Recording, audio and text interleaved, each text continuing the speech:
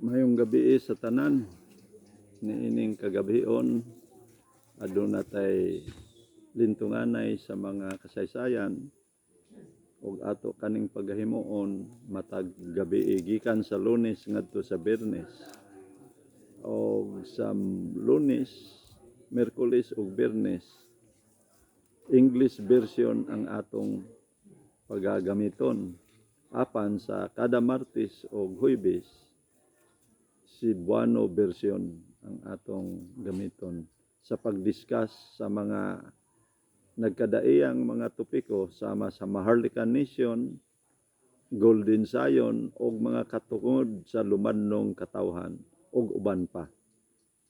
Karong kagabion atong hisgutan ang kaso taliwala ni President Gloria Macapagal Arroyo et al. Appealant batok ni Kofi Annan, James Wolfenson, Anthony Martin, respondent sa ICJ case number Philippines 10-16-79. Mao kini ang kasaysayan. Niadtong 1945 sa dihang napildi si Adolf Hitler uban sa iyang mga kaubanan sa Axis powers, nagtukod og United Nations Organization. Niining panahona ang Assembly sa United Nations naghimo og nagkadaiya nga mga organization nga maoy gigamit nila ang nahabilin nga mga bahandi sa Axis powers aron matukod ang International Court of Justice, the World Bank o Committee of 300. Sa laing bahin sa 1939 si Presidente Quezon o si Presidente Osmeña gusto sila nga makabaton og kagawasan ang Pilipinas. Og kini gidawat sa Amerika pero sulod sa tulo ka kondisyon. Sumala diha sa Tidings-McDuffie Law sa 1946 nga maoy ginatawag og War Reparation Act.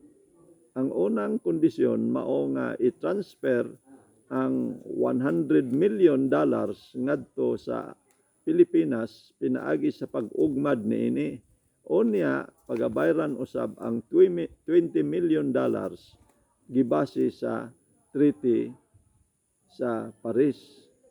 Unya ayha pa ihatag ang kagawasan kung mabayran na kini. Ikaduhang kondisyon ang Trade Bill Act sa 1946 nga adunay negosyo nga pagahimoon tali sa duha ka nasod ang Amerika ug ang Pilipinas sulod sa 8 ka tuig. Og kini pagasundon sa hinay-hinay nga pagpamuhis sa sunod nga 20 ka mga tuig. Og daghan nga mga Pilipinhon nga nisupak niini nga kondisyon. Ang ikatulo, ang sabot sa negosyo taliwala sa Amerika o sa Pilipinas sa dili pa bayran ang war reparation sa matag $500 kada ulo. Sa 1967, si President Marcos nagpatawag og meeting sa Manila aron mapirmahan ang kasabutan. Unang kasabutan nga ang gira sa Vietnam pagatapuson. Ikaduha, ang mga nasod sa tibuok kalibutan pahulamon aron nga maugmad ang ilang nasod pinaagi sa bulawan nga papel nga maoy panubag niini. Og 54 ka mga nasod ilalom sa pagdumala sa World Bank.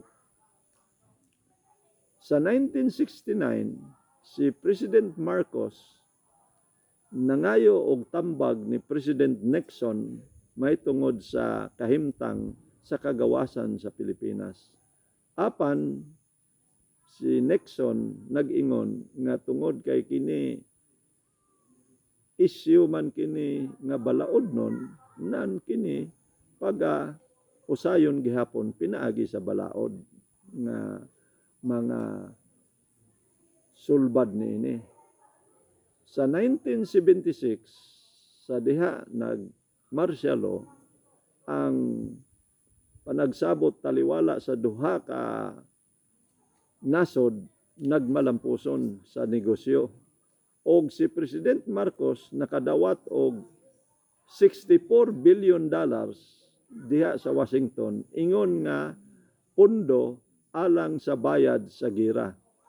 Og human sa 36 ka tuig o 2012 nahimo na kining $222 billion nga nakadeposito sa Barclays Bank account number 984-527-0085-24-18 sa Bank of America o sa Union Bank sa Switzerland, mao kanang gitawag og UBS. Sa September 10, 1976, si President Marcos nangayo og tambag ni Presidente Ford sa US aron paliton pagbalik ang Pilipinas. Sa ilang pakigsabot sa bili nga $20 billion o 10,000 metric tons of gold sulod sa 25 ka tuig gikan sa September 10, 1976 ngadto sa September 11, 2001. Sa 1988, 12 ka tuig human nahimo ang kasabutan, si President Marcos nagpasidaan ni President Reagan atubangan sa uban nga mga naminaw niini nga ang 10 metric tons of gold gilubong diha ilalom sa World Trade Center nga adunay kasabutan nga dili kini kuhaon hangtod mahuman ang tuig 2001. Og kung kini pagasupakon nan mobalik kini sa mother account. Sa September 11, 2001 nga karon ang kasumaran nga aduna nay 19 ka tuig nga milabay, ang World Trade Center gibombahan ni George Bush Sr. uban sa iyang grupo alang sa ilang kaugalingon nga katuyuan nga walay pagtugot sa kagamhanan sa Estados Unidos. Mauusab kini ang adlaw nga sa dihang si President Bush Jr. magpatuman sa National Economic Stability Reformation Act kon NESARA. Sa laing bahin, ang World Bank, ang katiguman sa UN o ang ICJ nakahukom sa paghatag og mga pagpahulam sa nagkadaiyang mga nasod nga naapektahan sa dako kaayo nga kasamok tungod sa gubat sa tibuok kalibutan. Ang United Nations Organization nagdawat og mga reklamo may tungod sa nasod nga ang ilang mga pagpangutang sa gawas sa nasod pinaagi sa World Bank dili igo sa paggasto sa ilang mga nasod nga naigo sa gubat. Ang Committee of 300 nga gipanguluhan ni King George ikalima naghukom nga ibalhin nila sa ICJ ang maong mga reklamo nga naay case number 1426. Ang ilang gilantugian mao nga ang Axis powers mao ba ang nangawat sa mga bahandi o mga kabtangan sa mga nasod nga naguba sa gubat. Ug tungod niini adunay mando sa korte nga matud pa ipahatag ang tinud-anay nga mga pag-ila niini nga mga bahandi ug ang korte naghimo og mando ngadto sa ginatusan ka mga nagreklamo aron i-submit kanila ang ilang reklamo sa ilang mga bahandi nga gipangkawat sa panahon sa gubat. Ang reklamo, sa diha nga nadawat ang reklamo ingon sa pagtuman sa mando sa korte, ang korte wala matagbaw sa ilang paghatag niini sa mga nagreklamo. Tungod kay kini, puros bana-bana lang, walay klaro o wala mailhan nga ang ila ni resulta kini nga nagpakanaog og hukom ang korte sa Nobyembre 20, 1945 nga nagaingon ang iyahang paghukom. Tungod niini ang korte nagpakanaog og paghukom aron hatagan og tugutan ang tanang reklamante sa pagpangita sa pagpasiguli sa ilang mga pangangkon nga diin bisan asa sa kalibutan kun diin kini natago, gihatagan sila og 30 ka tuig gikan sa maong tuig aron nga paghahatagan kini og paghukom o ginamanduan nga ang tanan nga mga kabtangan alang sa pagtukod sa mga kanasuran. Pag-abot sa Nobyembre 10, 1975, adunay motion for reconsideration ang gibuhat sa mga nagreklamo. O kini, ilang gipauswag ang pagpangita sa nawala nila nga mga kabtangan tungod kay napakya sila sa pagpangita niini.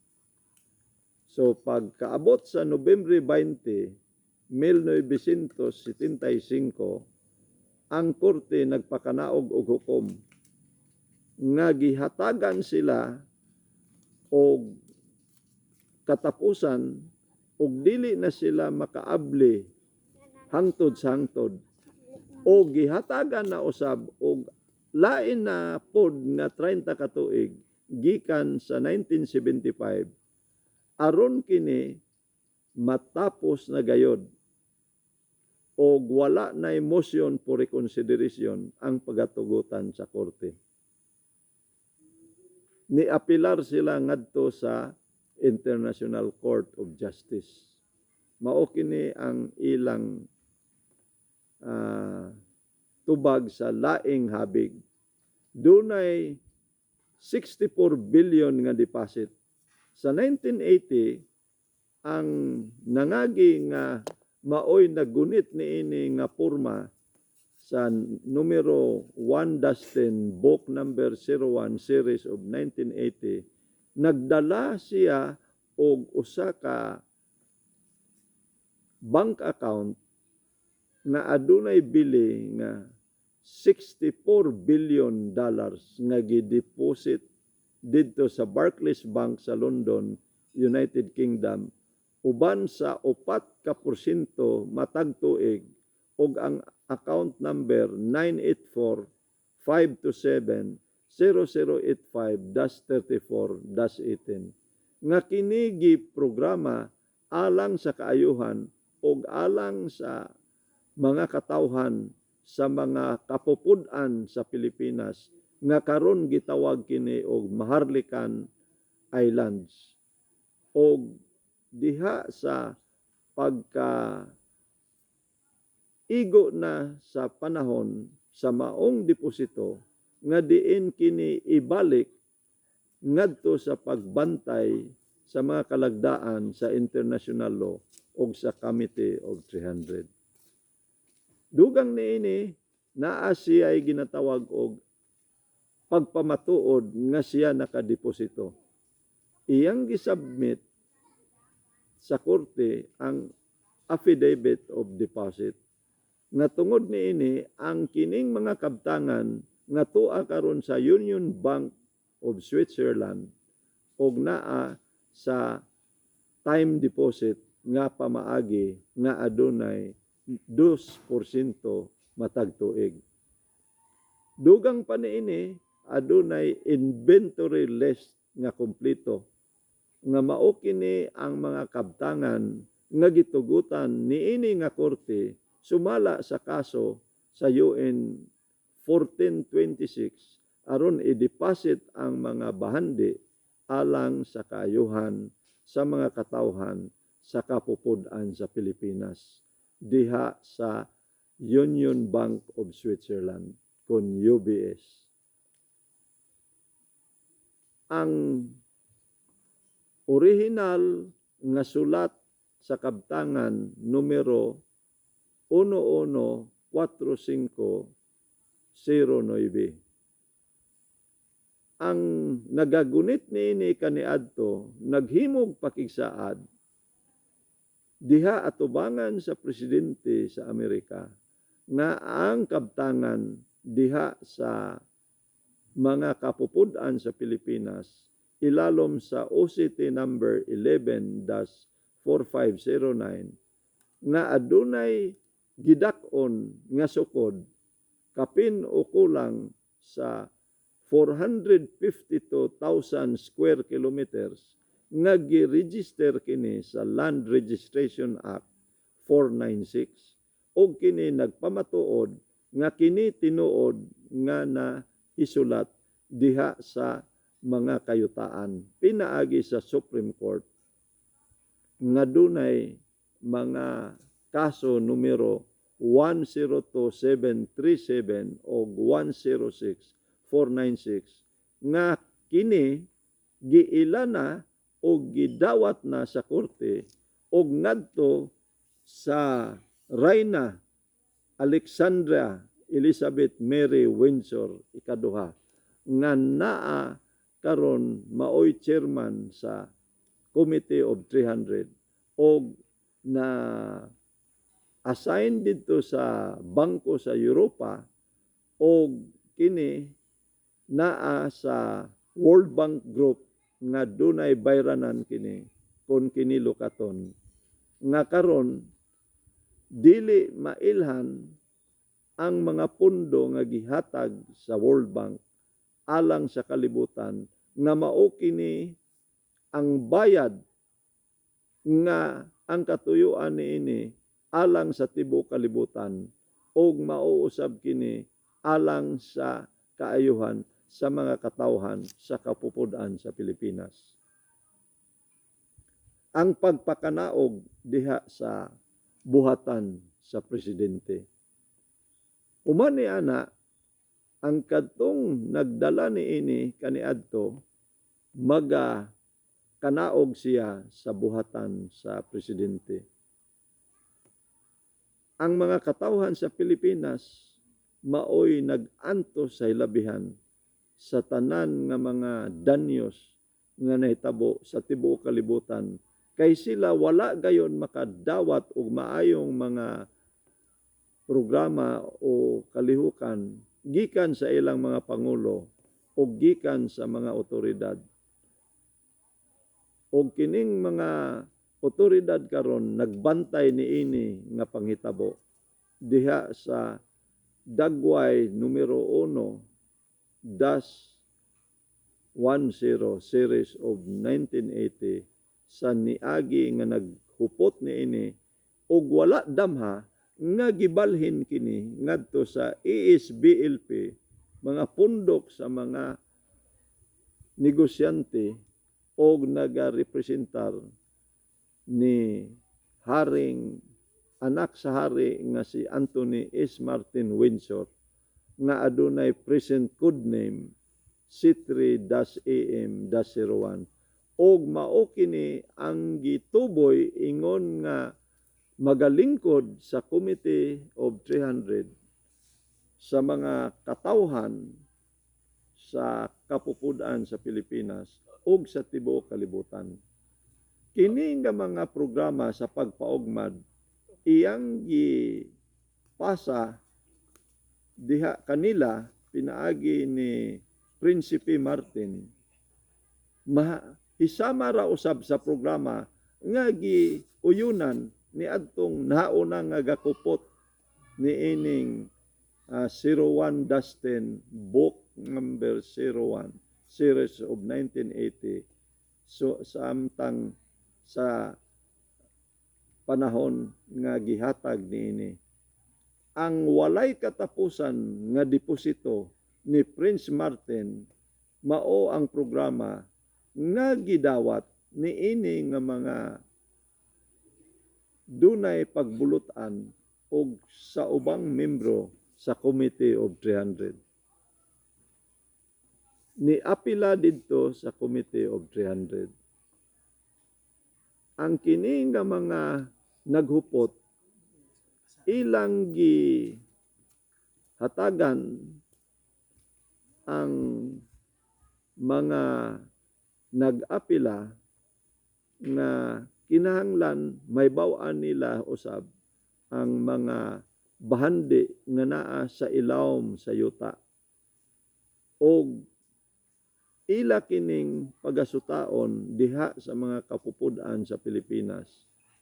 Ingon sumala sa ilang pag-apila ngadto sa ilang mga nasod nga kinahanglan ila usab subayon kini sa ilang military satellite aron may baluan ang mga bahandi nga naa sa ilawom sa yuta sumala sa mga nasod nga langyaw nga dihang ilang gihangyo kini niini nga komite.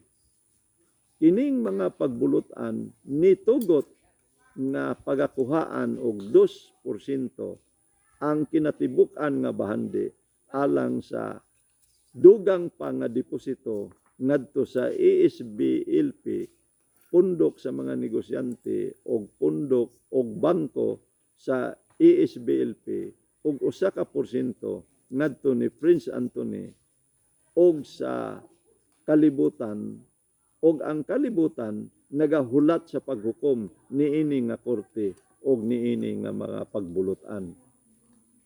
Lain na usab nga hangyo ang nagreklamo ni file na pod og lain nga hangyo ngadto sa mga bahandi nga gideposito niining nangagi nga naghupot niining 01 Dustin Book number 01 series of 1980 nga ila usab giangkon nga mao kini nga mga bahandi nga gikuha diha gikan kanila apan sa makasusubo ang paghukom sa maong korte sa kaso nga naay numero 101679 taliwala ni President Gloria Macapagal Arroyo ingon nga apilan batok ni Kofi Annan, James Wolfenson, Anthony Martin nga maoy nanubag niini. Niadtong Enero 25, 2006 adunay katapusan nga paghukom ug mao kini ang iyahang kabahinan sa paghukom. Tungod niini ang mga bahandi nga giangkon ilalom sa kaso UN 1426 mga gipanag-iya sa katawhan sa sa katawhan sa mga kapupud-an sa Pilipinas o barugan kini sa ESBLP hugpong sa mga negosyante ug bangko sa ESBLP. Kini nga kaso gipadayag nga kini sa walay katapusan tinuod og automatic sa diha nga mabalik na ang resibo ni Prinsipe Anthony S. Martin diha sa iyang presente nga buhatan diha sa mga kapupud-an sa Pilipinas. Gisiliuhan kini sa palasyo sa Kalinaw sa Hague, Netherlands sa Pitsa 25 sa Enero 2006. O gipirmahan kini sa International Court of Justice nga si Presidente Xi Jinping o giuyunan kini ni Secretary General Jane Moore de la Sabliere sa United Nations Organization o ni Presidente Philip Kerr sa International Criminal Court og ni French Minister Tony Blair sa kahugpungan sa Europa og ni Presidente Paul Wolfowitz sa pundok sa World Bank og ni Presidente Kader Asmal sa Financial Action Task Force og ni Secretary General Javier Solana sa pundok sa Europa. Og gipamatud-an usab kini nga gidawat ni Queen Alexandra Elizabeth Mary Windsor ikaduha ingon nga chairman sa Committee of 300 og Rayna sa England sa panimalay sa halangdon nga British Royal. Og gipadad-an og kopya si Prinsipe Anthony S. Martin Windsor C3AM-01 og chairman sa Committee of 300 number 133 Rizal Street, San Sebastian, Hagonoy, Bulacan 5082 Kapupud-an sa Pilipinas, Aryo AM-01. So dinhi lang kita kutob ni ini nga maong atong hisgutan og hangtod na usab sa sunod nga paghimo nato niini sa uban pang mga diskasan nato sa bahin sa Maharlika Nation, bahin sa Golden Zion o sa katungod sa lumadnong katawhan. Ini inyong ubos nga alagad, Dato Buntito Leon Kilat, Chief Justice sa International Tribal Court, Bukas Grande Island, Maharlika Nation. Daghang salamat o maayong gabi kaninyong tanan.